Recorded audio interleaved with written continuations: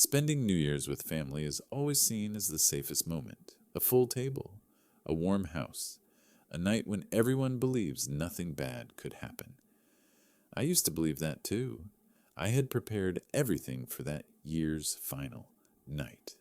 Set the table, turned on the fireplace, waited for my son, my daughter-in-law, and my grandson to come for dinner like any other family. Until my grandson Evan, 8 years old, tugged on my sleeve, leaned close to my ear, and whispered something that made my whole body go cold. "Grandpa, I heard Dad talking in the basement. I didn't understand everything, but I heard some really strange words. I heard Dad talking about airflow and the air ducts in the bedroom. He said something like, 'By morning, it'll be done.' And I heard him mention insurance money, almost $1 million. From that moment on, I knew this New Year's Eve would not end like any before it. And the most horrifying part was this: the person Evan heard was his own father. If you are listening to this story, leave me a dot and tell me where you are listening from. Please subscribe to the channel to give me the strength to continue telling my story. I am grateful you are here with me. That New Year's Eve, I still did exactly what I had done for more than 40 years. Set the table, turned on the fireplace, placed 4 chairs around the old wooden table. Only one thing was different. Eleanor was no longer there. The house on Coldwater Ridge was the same as ever. The scent of pine wood, the soft sound of wind slipping through the window frames. The fireplace crackles steadily like a familiar breath, but the dining table looked larger than it ever had. Not because it had changed, but because it was missing someone who used to fill the space with laughter and nonstop conversation. Eleanor had been gone for 2 years, long enough for outsiders to think I was fine. But on nights like this, everything came rushing back. I set out 4 place settings, then froze for a few seconds, when I realized I could no longer clearly remember where Eleanor used to sit. Before that had never been something I needed to remember. I placed the serving tray on the table, glanced at the empty chair, then turned away. There are things you cannot look at for too long without slowing yourself down, and I did not want to slow down, not tonight. This was the first time I had hosted New Year's Eve since Eleanor passed. I had thought about canceling, considered going to bed early and pretending it was just another ordinary day. But Lucas called. He said he would bring the whole family. Evan was really looking forward to being with his grandfather. I nodded into the phone, even though deep down I did not feel entirely at ease. I was not sure why. Maybe because over the past few months, Lucas had been complaining a lot about money. A real estate project stalled, capital tied up, cash flow is not moving. He talked about it so often that I had grown used to hearing it. I once offered to help, but Lucas refused, saying it was not that bad yet. So when the doorbell rang at 5:15, I was ready to welcome a tired, tense, slightly discouraged family. Reality was different. Lucas stepped in first. Thick coat-polished leather shoes, the scent of a new cologne, not one he used to wear. As he bent down to take off his shoes, I saw his wrist peek out from his sleeve, a metallic Rolex catching the foyer light. Not flashy, not showy, but for someone who has lived long enough to understand the value of money, a single glance was enough to know how expensive it was. What caught my attention even more was that Lucas had never worn a watch like that before. Maya followed, wearing a long coat, carrying a neat leather handbag. Evan walked close behind his mother, both arms wrapped tightly around his backpack as if shielding something. Dad, Lucas said, giving me a quick hug. Familiar yet strange, lacking strength, lacking warmth. "Happy New Year, early. The drive okay?" "Fine," Lucas replied, a short-clipped word. I noticed he did not look me in the eye. Maya smiled, the kind of smile everyone finds pleasant, but it did not last. "The house is so warm, Dad, Nate. It's freezing outside." "It's cold every year," I said, taking their coats. Evan stood still, saying nothing. He was taller than the last time I saw him, but his shoulders were hunched. I bent down and patted his head. "How are you?" "Evan?" "Almost 10 already." "Next year," he answered softly. His eyes flicked quickly toward the staircase, then back to the floor. I did not ask more. Sometimes children just need to be left alone. We went into the dining room. I pulled out chairs for everyone out of old habit. When Lucas sat down, the chair creaked softly. He adjusted his position, then placed his phone right by his right hand. The screen lit up for a split second, then went dark. I saw his jaw tighten, then relax. Maya started talking about a recent trip, about the weather, about acquaintances moving away because of the harsh winter. I nodded, responded now and then, but my attention drifted to other details. Lucas was quiet. Every time his phone vibrated, he glanced at it quickly, then placed it face down. Evan ate slowly, barely touching the meat. I remembered Eleanor saying it was his favorite dish. Today was different. You still use the old fireplace? Maya asked, her tone light like casual conversation. Since the house was built, I replied. It still works well. Maya nodded, looking around. A house like this heating costs must not be small, right? Manageable, I said. I am used to it. Lucas lifted his glass, took a long drink, then set it down a bit too firmly. Evan flinched but said nothing. We heard older houses can have issues with emissions, Maya continued, especially in cold regions like this. I looked up at her. The question was delivered naturally, as if out of simple curiosity, but it did not pass as easily as the ones before. I do regular checks. The system is fine. That's good. Maya smiled. Better safe. Lucas did not join in. He lowered his head and used his fork to cut the potatoes into small, even pieces, an old habit from when he was a child, something he did whenever he was stressed. Watching that made my chest sink. There are things only family notices, and once you do it, it is very hard to pretend you did not. The meal continued. The sound of cutlery against plates repeated steadily. Outside, the wind grew stronger. Evan shivered slightly, pulling his sweater closer. Cold, I asked. A little, he replied. I'll turn the fireplace up in a bit. Maya looked up immediately. Oh, the fireplace is running fine, right, Dad? That question, for the second time within 10 minutes, made something feel offbeat. I could not tell if it was the words themselves or the look in Lucas's eyes when Maya finished speaking. He glanced at her quickly, then looked away. I answered briefly, out of habit, and continued eating.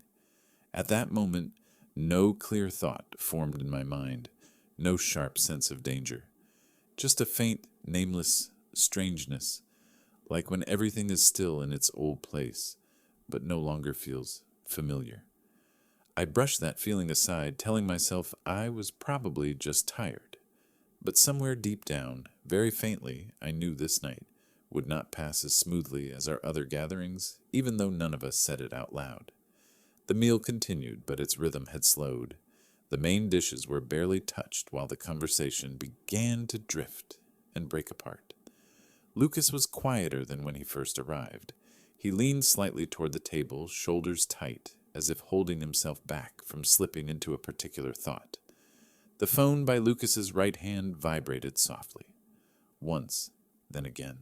The sound was small, just enough for those nearby to hear, without drawing the attention of the whole table. Lucas glanced down at the screen, his eyes lingering longer than usual. His jaw tightened. A finger touched the edge of the phone, then pulled back, as if weighing a decision. Is something wrong? I asked, casually, just polite conversation. Lucas looked up and flashed a quick smile. No? Probably a partner. I'll take care of it. He stood up the chair, scraping lightly against the floor. Lucas picked up the phone, glanced at the screen again, then pressed it to his ear. I'm listening, he said, and walked toward the hallway leading down to the basement. Maya looked after him, but didn't ask anything. She kept serving herself food, her voice steady as if this were normal. The basement door opened. Lucas went down a few steps, then turned back to look at us. I'll go down there so it's quieter, he said. The signal's bad up here. The door closed. Not the usual half-closed way, but fully shut the latch, clearly clicking into the frame. I noticed it, but before I could think further, Evan pushed back his chair. I'm going to the bathroom, the boy said, not looking at anyone, his voice small and quick. There's a bathroom upstairs, Maya reminded him, still looking at her plate. Evan nodded and turned to leave. I heard his footsteps leaving the dining room, but instead of heading toward the stairs, the sound shifted toward the hallway on the left, the way down to the basement. I slowed my movement as I lifted my glass of water. I didn't turn my head right away. I told myself I might have misheard. Old house sounds carried easily, but a few seconds later I clearly heard the basement door open and then close again very softly. Maya kept talking about how early the snow had come this year, about old houses in the area that had run into trouble because of the cold. Her voice was even unbroken. I nodded, responded when needed, but my ears were no longer at the table. I glanced toward the hallway. The basement door was now fully closed. Normally, when someone went down there, the door was left slightly ajar, just enough for light to spill through. Tonight was different. The door was shut tight, as if someone deliberately wanted to keep the space behind it still. I told myself I was overthinking. Lucas went down to take a call. Evan went to the bathroom. Nothing strange. But the thought didn't hold for long. Time passed. 1 minute, then 2. Maya kept talking. I replied. But Evan's chair was still empty. I looked at the wall clock. The second hand moved steadily. Evan still hadn't come back. Evan's taking a long time, I said lightly. Probably washing his hands, Maya replied without looking up. He does that, I nodded, but inside a different feeling began to form. Not fear. Just waiting was stretching past what felt normal. I stood up, picked up a few empty plates, and pretended to take them to the kitchen. As I passed the hallway, I paused for half a second in front of the basement door. The light down there was still on. No voices floated up. No sound of footsteps. I didn't open the door. I continued into the kitchen and set the plates in the sink. My hand touched the cold countertop. I stood there for a few seconds listening. Still quiet. Too quiet. I went back to the dining room. Maya was telling a story about a friend's house whose heating system had broken down in the middle of winter. She went into a lot of detail as if she knew the subject well. I listened, but my mind had already drifted elsewhere. Evan still hadn't returned. I'll go check on Evan, I said casually like a random suggestion. Maya hesitated for a brief moment, then smiled lightly. I'll call him. She stood up and called toward the stairs. Evan! There was no answer. Maya frowned, stepped into the hallway, and called out again. Still no answer. I followed, stopping a few steps behind her. The basement door was still closed. I placed my hand on the doorknob, then paused. Maya looked at me. Maybe he went down to look for his dad. Her words fell into the silence, sounding clearer than they needed to. I nodded, but didn't open the door right away. In my mind, a very small question surfaced. I only knew that out of habit, Evan rarely went down to the basement alone. The boy was afraid of dark spaces and the damp smell down there. I opened the door. Light from the basement spilled upward. The stairs leading down were empty. No Lucas, no Evan. But from below there was a very faint sound, like people whispering, muffled by the walls and the staircase. I stood still, listening. The sound had no clear words, just broken fragments of low, hurried noise. I couldn't tell which voice belonged to Lucas, but I knew one thing for sure: Evan had been down there for too long. I slowly closed the door. When I turned back, Maya was already standing beside me, looking at me with an expression of tension she had just managed to hide. Maybe I should go down and call the two of them up, I added casually. You go back inside first. Maya nodded and returned to the dining room. But before I could step toward the stairs, the basement door behind me suddenly swung open. Evan appeared at the top of the basement stairs. He came up slowly, his footing unsteady, one hand, gripping the railing tightly as if afraid of slipping. His face was completely pale, his lips dry, his breathing fast like someone who had stood for a long time in the cold down there.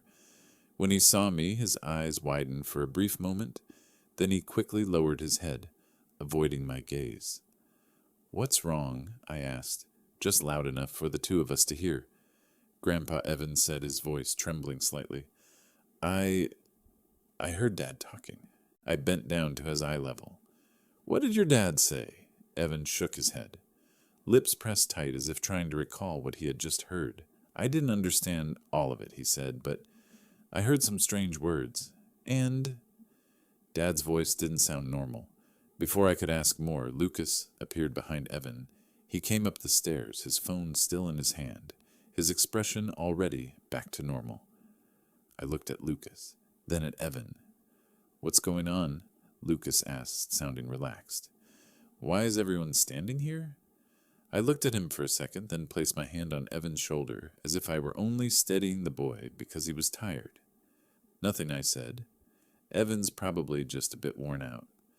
Lucas nodded, holding his phone. I glanced toward the dining room where Maya was still talking, then looked back at him. "Go inside," I added in a normal tone. "I'll stay here with Evan for a bit."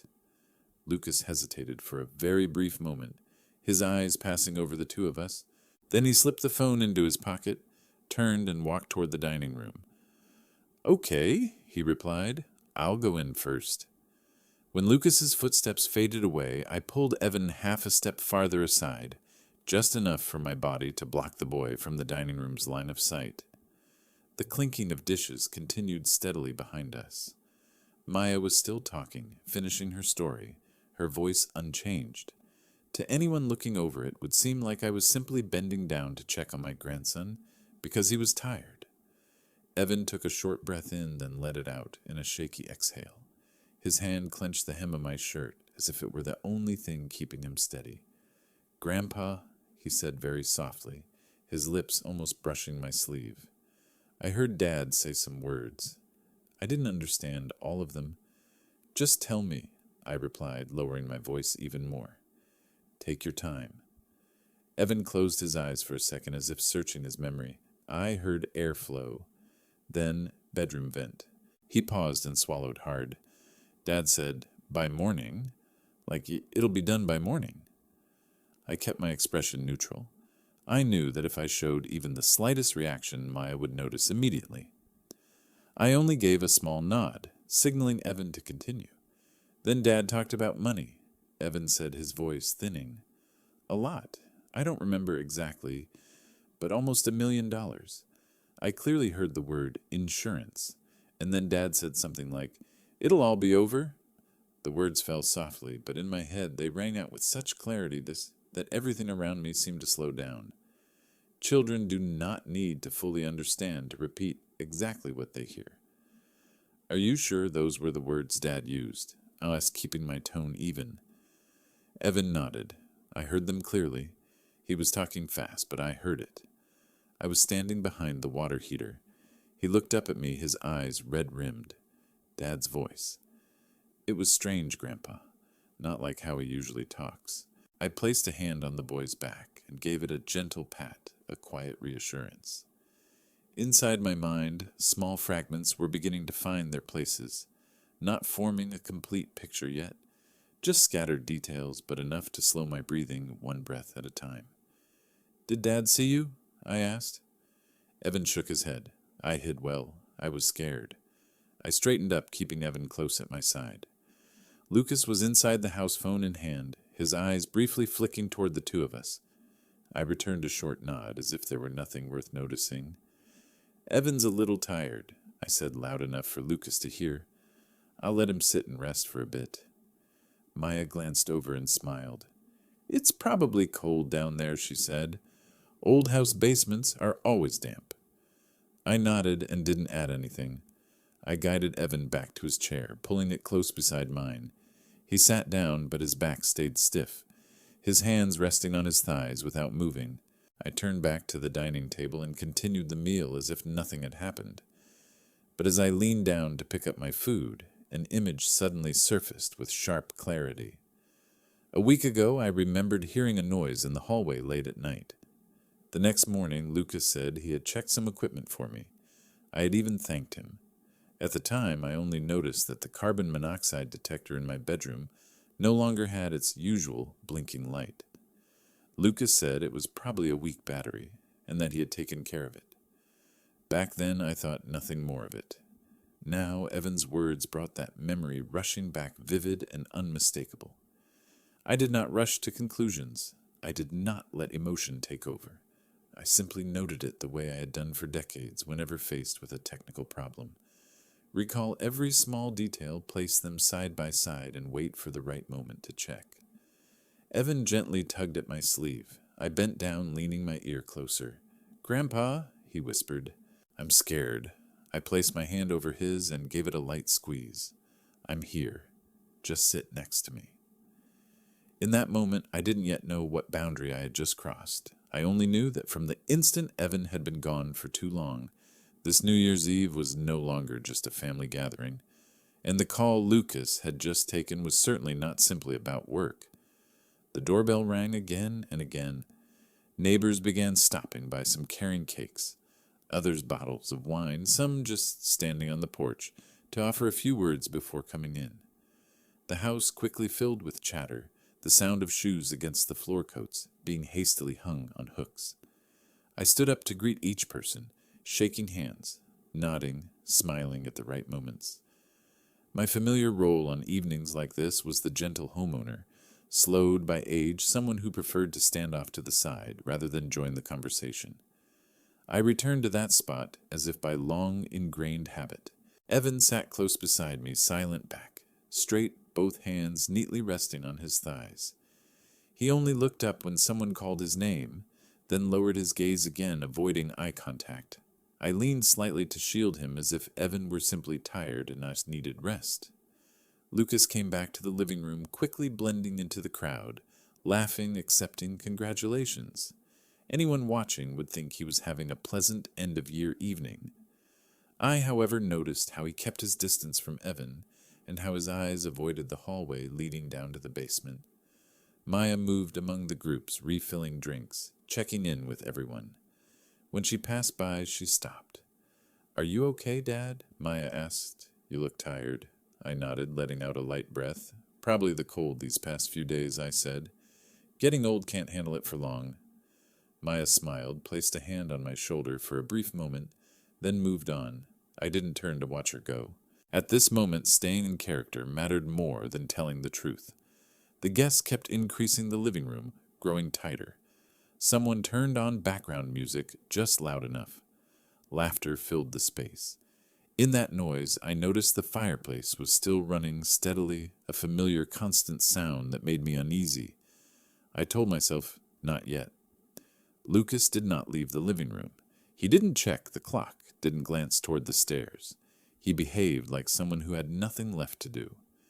And that was what helped me understand one missing piece. If something had already been prepared, it wasn't meant for this moment. I recalled Evan's whisper. I remembered what Lucas had said a few days earlier. "I'll check the equipment for you again, Dad." Back then, I had thanked him. Now that memory surfaced in a different light. Looking around the house, I saw people chatting. Glasses passing from hand to hand, coats piled together. With this many eyes, no one could do anything extreme without being noticed. Lucas understood that. Tonight was for waiting, not for acting. That thought calmed me. I leaned toward Evan. "Sit here with Grandpa. Don't go anywhere." Evan nodded without looking up. His hand rested on mine, cold. I stood up and slowly walked toward the hallway, like an old man stretching his legs after sitting too long. Passing a few familiar faces, I gave a sheepish smile and exchanged small talk. No one paid attention to where I was going. I stopped in front of the basement door, placed my hand on the knob, feeling the cold metal. Behind me, the music still played. The laughter stayed even. Everything was covered by a layer of artificial normalcy. I opened the door, stepped down a few stairs, then stopped. I didn't inspect carefully, not yet. I only needed to see the place with my own eyes to be sure I hadn't misheard. The basement light was still on. No one was down there. I stood still for a few seconds, then closed the door. I returned to the living room and continued my familiar performance. A slightly tired old father, quiet standing off to the side. But in my mind, the decision was already clear. I would check the fireplace myself. Not now, but when all eyes were no longer on me. Because sometimes to survive, a person has to appear weaker to see clearly what is quietly operating underneath. I went back down to the basement once the house was crowded enough that my absence wouldn't be noticed. the music and conversations upstairs weaving together into a steady blanket of noise that covered any strange sounds from the staircase. And I moved slowly, placing each foot carefully on the wooden steps so they wouldn't creak more than necessary. The air down here was noticeably colder, carrying the familiar mix of metal, old dust, and machine oil, a smell I'd known my whole life from working as a technician, and when the ceiling light flicked on, its yellow glow spilled over the concrete floor, revealing every pipe and every joint. I stood still for a few seconds just to listen. The furnace was running the sound even and steady, and taken at face value, no one would think anything was wrong. Then I stepped closer to the furnace unit. The first thing I looked at wasn't the whole system, but the exhaust pipe. Old professional habit making my eyes automatically follow the metal line from the furnace body up toward the ceiling. And that was where I stopped short, because the exhaust should have gone straight out through the back wall. But here it had been removed from its original position, a new connector still bright installed, and bent, so the exhaust didn't vent outside, but was redirected back into the home's air return. Not an installation mistake and not sloppy work, but something done deliberately. I crouched and touched the joint, the metal still cold, but the scrape marks on the tightened screws were fresh, meaning someone had done this not long ago, and my heart slowed, each beat distinct, as I looked over at the blower unit, its control panel on the side with the cover already opened. And when I nudged it lightly, I saw the operating mode had been set to a nighttime schedule, exactly when everyone would be asleep, meaning the furnace would automatically start at night and run steadily while people slept. When few would notice the sound or subtle changes in the air, a refined setup, not reckless. I straightened, took a deep breath, and turned to the wall on the right, where on an old hook near the tool shelf, I always kept a backup carbon monoxide detector, and that spot was empty. So I turned back, scanned the room, and then saw it. The device lying in a plastic trash bin, shoved beneath a few pieces of old cardboard, and I picked it up and opened the battery compartment. The battery's still there, full, not weak at all, which meant someone had intentionally removed it, not for maintenance or by accident. I set the detector down on the workbench, braced both hands on the metal edge, and lowered my head as the pieces locked together, coldly and precisely, the way a system runs, when every condition has already been prepared. The exhaust pipe redirected.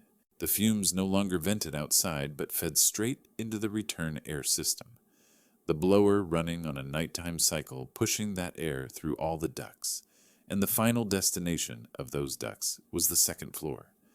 My bedroom and Evan's room and carbon monoxide has no clear smell, doesn't sting the eyes, doesn't wake people in panic. It just makes the body slower and heavier, until breathing stops while you think you're sleeping deeply. I closed my eyes for a second, because until then my thoughts had revolved around only one possibility, that I was the target, an old man living alone with insurance and assets. But when I traced the path of the airflow, I was forced to look in another direction. Evan slept in the room next door, and the duct system doesn't distinguish between adults and children. It just does its job, delivering air to the entire second floor, and my chest felt heavy, not from fear, but from something far deeper. Because if everything happened exactly as the system was set up, Evan wouldn't wake up the next morning, the thought forming clearly cold and crushing. But then another possibility slipped into my mind, slower and harder to grasp. Maybe Lucas never intended to let the boy die. Maybe he calculated that Evan would be sleeping up there in the right place at the right time long enough for everything to happen, and then at some point during the night, Lucas and Maya would time it, rush upstairs, carry their child outside in a panic, early enough that Evan was still breathing or that emergency services could be called, but late enough that everything else was already over, and a scene like that would look very different. No longer the solitary death of an old man in a decaying house, but a domestic accident on a cold night, grandfather and grandson sleeping on the same floor, a heating system Malfunction toxic gas spreading while everyone rested. The child saved in time and the adult not. And in that story, Evan would become a living witness, a terrified child carried out of the house in tears, and his very presence would soften. Suspicion make the accident seem more plausible, make motives harder to trace, and the investigation veer in another direction because if only I died, everything would be examined closely. The son as heir, the daughter-in-law present. Too many questions, but with a child there too, breathing the same gas and nearly losing his life, the narrative would take on a completely different shape. I stood in the middle of the basement, staring at the cold metal pipes, and understood that this plan didn't have just one path. Whether Lucas intended for Evan to die or to live, placing his own child in that exact space at that exact time was already a choice that couldn't be taken back. And in that moment, I knew the thing truly running beneath this house wasn't the furnace, but a mindset ready to put the entire family on the scale, including its own child. I opened my eyes and looked again at the familiar basement, the pipes, the bolts, the cold metal joints, none of it existing by chance, every detail, the result of a specific decision, and I stood there a long time long enough to understand this wasn't an accident, not a mistake, not a half-formed intention, but a complete plan. I was still standing in the basement, my hand resting on the cold metal surface of the tool bench. The pipes running across the ceiling lay silent above my head, as if they had nothing to do with the thoughts spiraling inside me right now. I didn't rush to go back upstairs. I needed a few more minutes down here alone to do what my old instincts told me to do, document everything before leaving. I pulled out my phone. This time I wasn't just taking photos out of professional habit. I was taking them with a different awareness. I documented the redirected exhaust pipe. The new connection was still bright. The blower control panel was set to run on the nighttime cycle. The carbon monoxide detector was sitting in the trash can, its battery still intact. I recorded a short video, too slowly, panning from the furnace to the duct system, so anyone watching could see where the airflow would go. When I was done, I uploaded everything to the cloud, naming the files, with the exact hour and minute. The screen showed upload complete. I put my phone away, leaned back against the wall, and slowed my breathing. In my head, everything had shifted. I no longer saw what was in front of me as a trap aimed only at me. I started seeing how Lucas was letting everything run around him. Evan's position, the silence around sleeping arrangements, and Lucas's calm, almost suspiciously casual attitude from the start of the evening. I didn't jump to conclusions, but I also couldn't treat it as a coincidence. Footsteps echoed down from the stairs, slow, deliberate. I straightened up, turned back to the furnace, and pretended to open the filter cover, like I'd just remembered I needed to double-check something. Lucas appeared at the top of the stairs. "What are you doing down there so long?"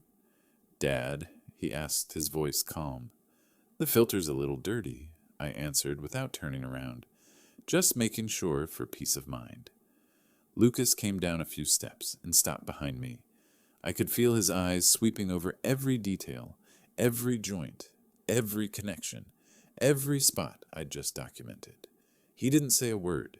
He just stood there close enough to see clearly, far enough not to look like he was interfering. In that moment, I understood perfectly. He hadn't come down to fix anything. He'd come down to check whether I'd disturbed his plan yet. I pulled the filter out, brushed it lightly, and put it back exactly where it belonged.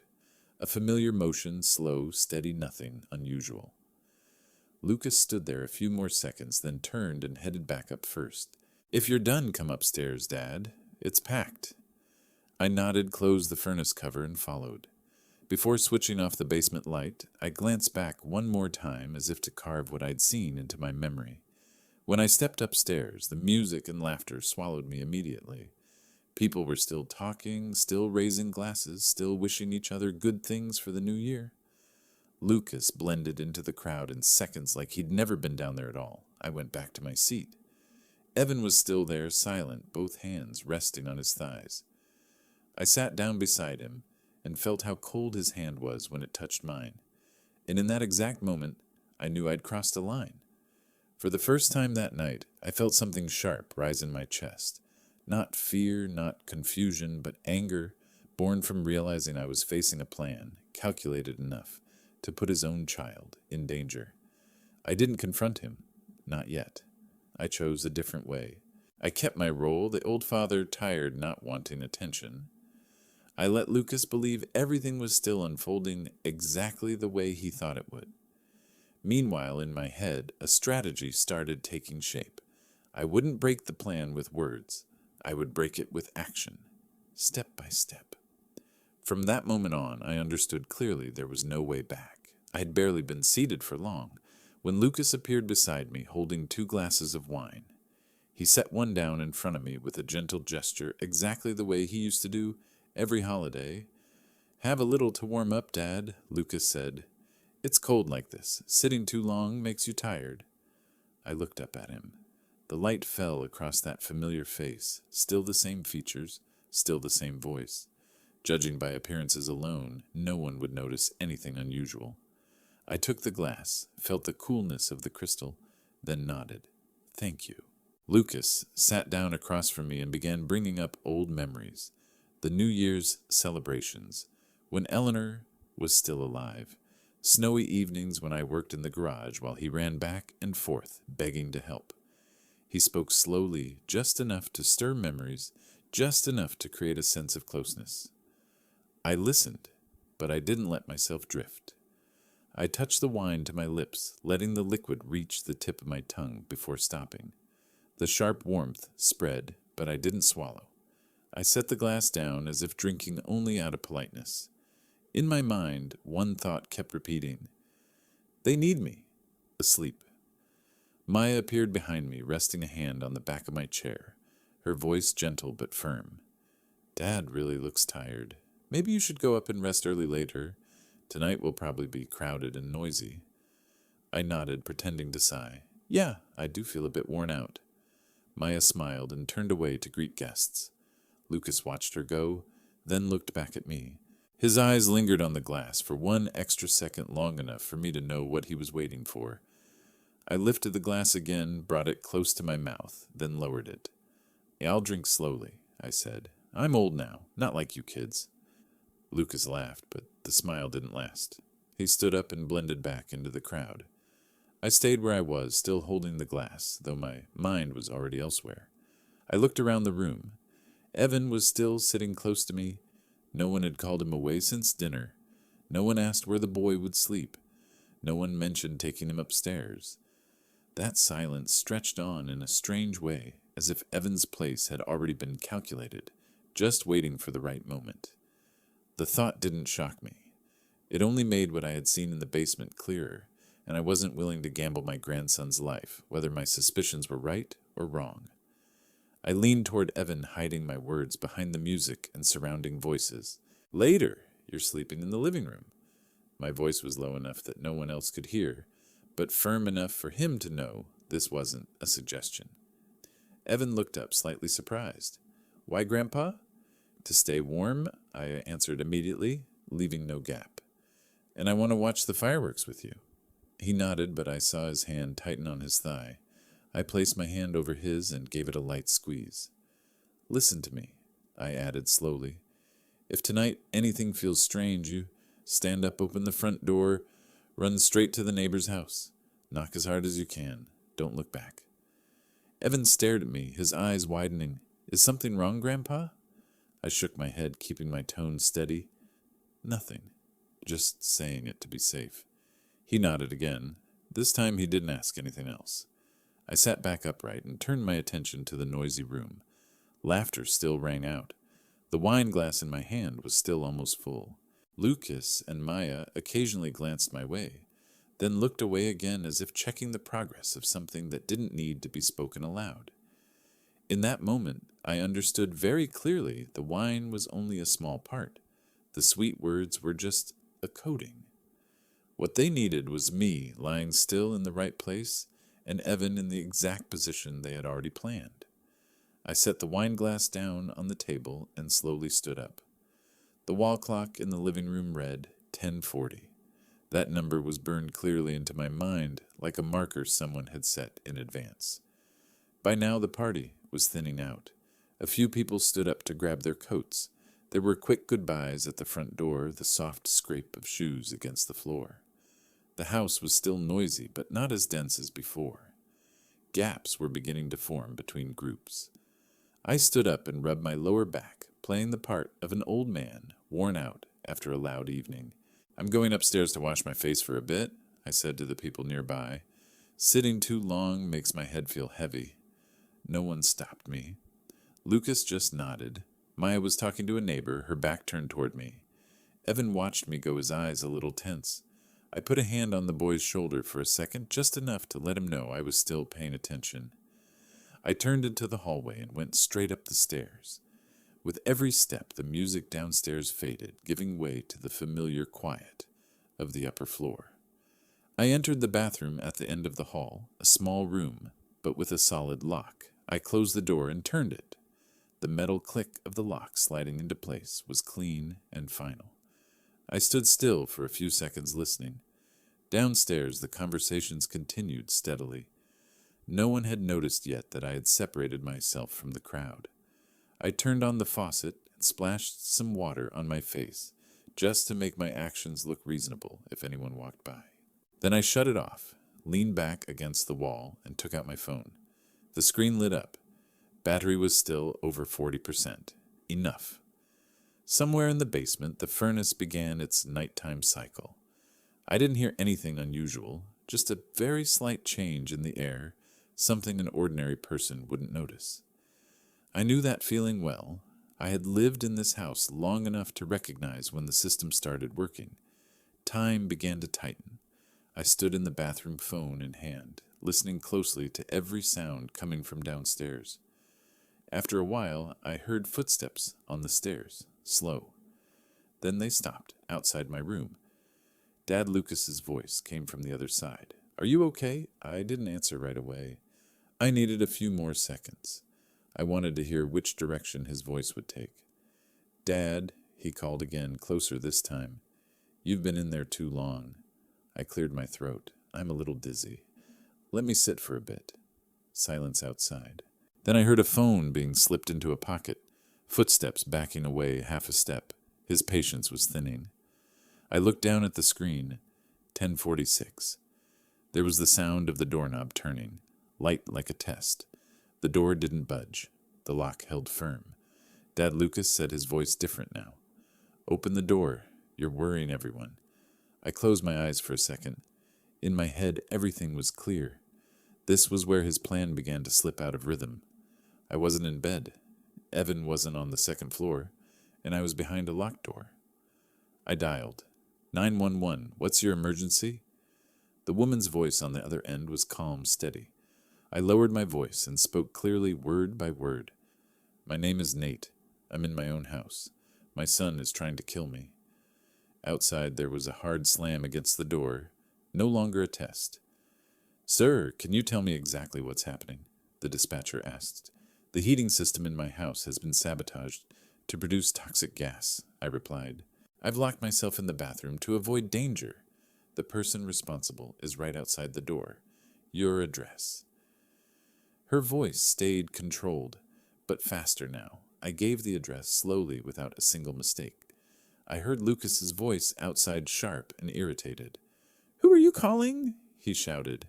"Open the door." I didn't answer him. I answered the voice on the other end of the line. "I need the police. Right now." The dispatcher confirmed units were being sent. I heard rapid keyboard typing. Outside, Lucas started using more force. The door shook visibly. Nate, his voice rose higher. "What are you doing?" The first slam made the entire door shudder. This was no longer testing the handle. This time the force came straight from a shoulder. The wood cracked with a short, dry sound, sharp and unmistakable through the thin wall. Nate Lucas's voice rang out right outside the door, far more urgent. "Open it! Dad is going too far." I kept the phone pressed to my ear, eyes fixed on the lock. The metal was still firmly engaged. I didn't answer. On the other end of the line, the dispatcher repeated the instruction to keep the door locked and stay where I was. I murmured a very soft, "Okay," then listened. The second hit was stronger. The door frame shook again more violently. I heard footsteps in the hallway, then Maya's voice, breaking high and frantic. "Lucas, stop," she screamed.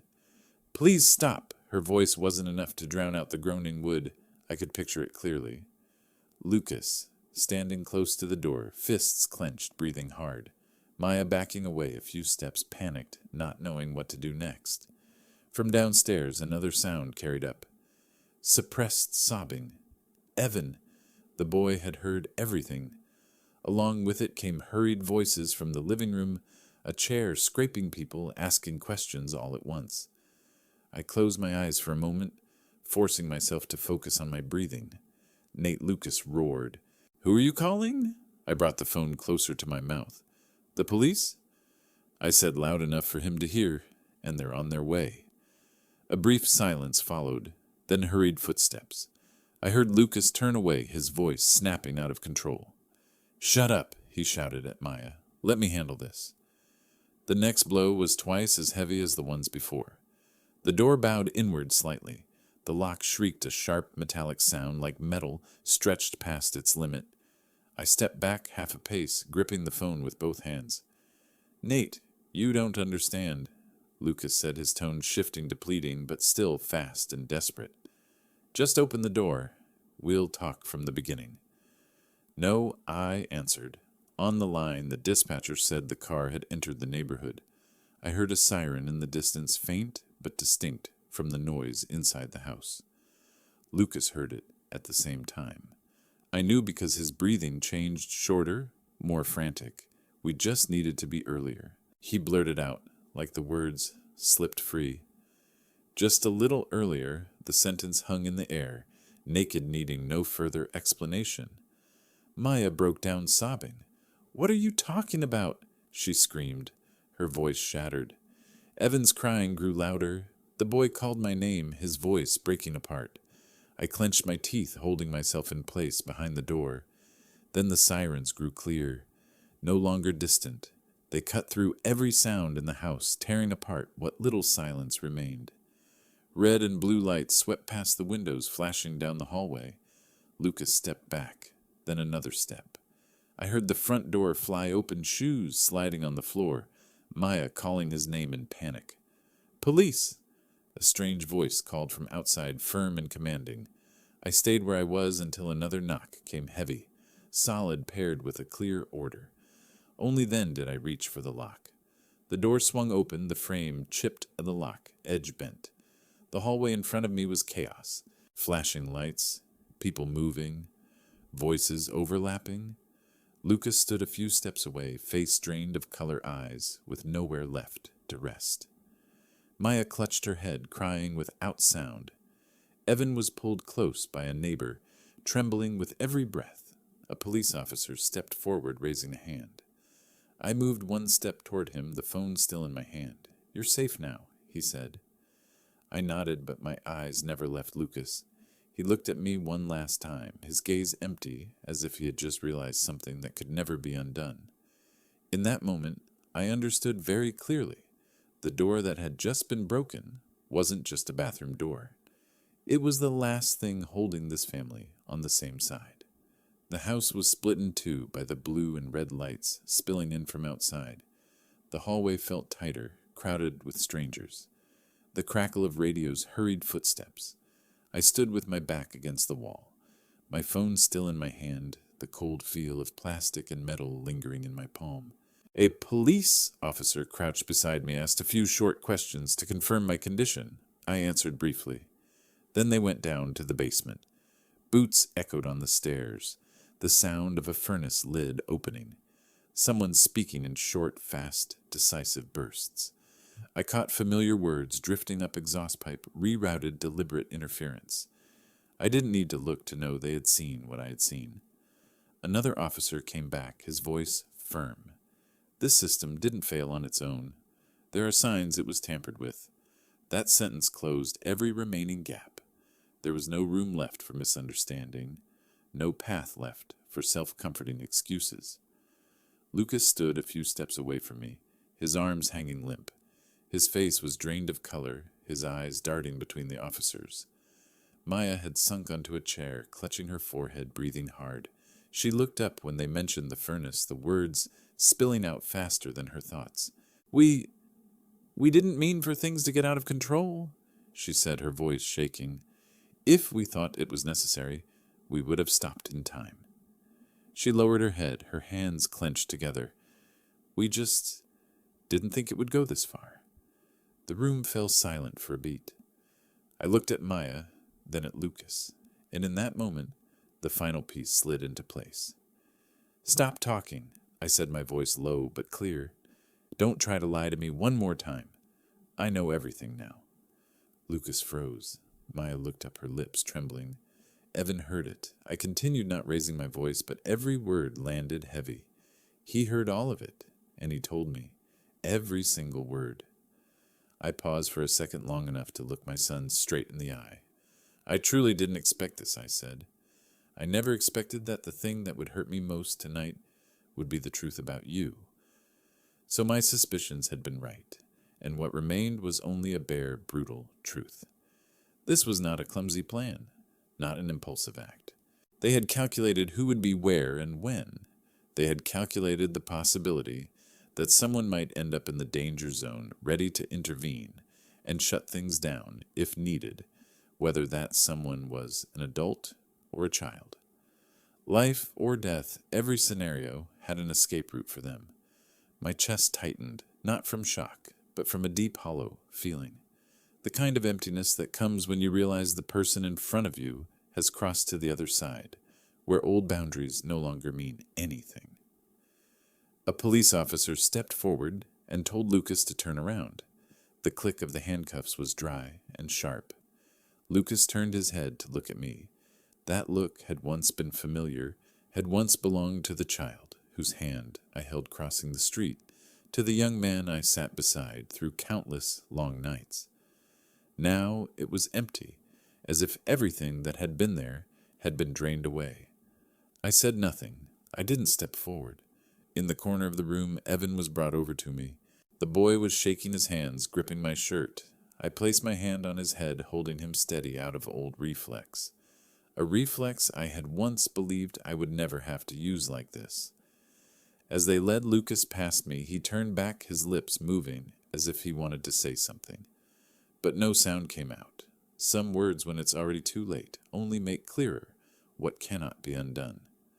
I stood there in the familiar house that had been warped beyond recognition and realized a cold truth: the son I once knew was no longer here, and that in some way hurt more than everything else that had just happened. After that night, everything slid into an icy routine. No more parties, no more laughter. Only questions, reports, and numbers. I didn't need to guess anymore. When the investigation followed the money trail, the motive surfaced like a stain that could not be scrubbed away. Lucas was in debt, not the kind of temporary cash trouble he complained about. Real debt.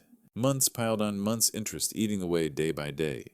In total, nearly $480,000, spread across several high-interest loans, one failed real estate project, escrow, and overdue bills he tried to hide by rotating payments.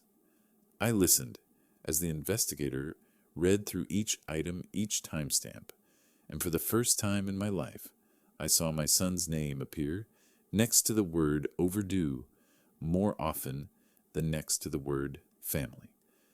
And then came the rest, the part that tightened my throat. I had a life insurance policy, $900,000. I also owned the house in Coldwater Ridge, clear title market value around $1.2 million. If I died by accident, Lucas would be first in line to receive everything: insurance, money, property, and a convenient excuse to close the case with two simple words: bad luck. They didn't need me alive. They needed me to disappear the right way. When the police reconstructed the scene, their conclusion was brief. The heating system had been deliberately tampered with the carbon monoxide detector, disabled the overnight cycle pre-programmed. What I had seen in the basement was no longer the suspicion of a paranoid old man. It became evidence. Lucas and Maya were brought to trial. I only remember the sentencing because that was the moment a family officially shattered in front of strangers. Lucas received 22 years in prison. Maya received 16 less, but still long enough for me to understand that they would never walk back into that house as a normal married couple again. What they did went far beyond a bad decision. It was a plan. After the trial, I signed the papers granting me legal guardianship of Evan. The documents sounded dry, but when I held the pen, my hand shook, as if gripping something too heavy. From that moment on, the boy was my responsibility, and also the only remaining part of this family worth holding on to. Evan came to live with me full time. The first night he startled at the sound of pipes at the wind slipping through the cracks. I didn't ask much. I just left the hallway light on and kept his door slightly open so he would know if he was scared. All he had to do was call softly, and I would hear. A week later, I called in a contractor. I didn't ask for repairs. I demanded the complete removal of the old furnace and all related piping. I didn't want anything left in my house that could remind me of how someone once calculated killing a person in silence. I installed a new system, simple and safe, warm enough for a grandfather and his grandson. A few weeks later, when the soil softened, Evan and I planted a small tree in the yard. He watered it carefully, as if afraid that even a moment of carelessness might cause everything to collapse again. I lost my son in the most painful way possible. I lost my trust. But I kept my grandson, and I kept the right to do one final thing correctly. Some families aren't destroyed by strangers. They do it themselves. That night has passed, but what it left behind has not. I used to think family was the safest place, until the closest people turned it into something dangerous.